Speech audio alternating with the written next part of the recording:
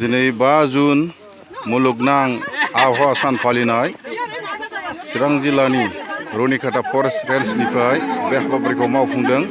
School दंफां फुलि गायनाय आरो बे दंफां फुलिखौ गायजेनदों रुनिखाता रेन्जनि रेन्जार जसमानिक मुसाहारि सारा। जोङो दंफांखौ रैखाथि होनांगोन, दंफां दानफायनो नाङा।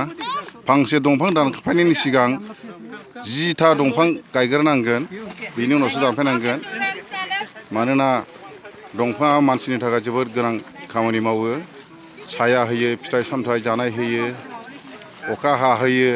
अखा हायोब्ला आबाद खेथि मावनायाव मुलाम्फा जायो।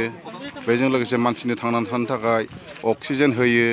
गोबां रोखोमनि दंफाङा मानसिनो बिहोमा होयो।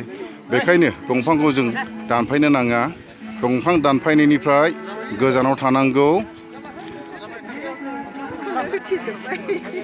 दिनै दंफांखौ बयबो गायबाय, स्कुल कलेज गायबाय, क्लाबाव गायबाय, गामियाव गायबाय, न'खराव गायबाय। नाथाय बे दंफांखौ गायनानै दोननानै जानाय नङा। बे दंफां थांनानै थानो थाखाय, बोलो मोननो थाखाय दै लुबाय थानांगोन, हासार होनांगोन आरो मोसौ बोरमानिफ्राय रैखाथि होनांगोन।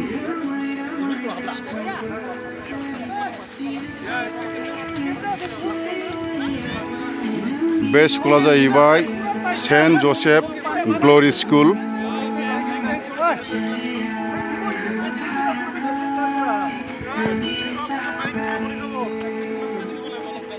गोबां स्कुल गिदिंनानै दंफां फुलि गायनो जोङो सिगांदों।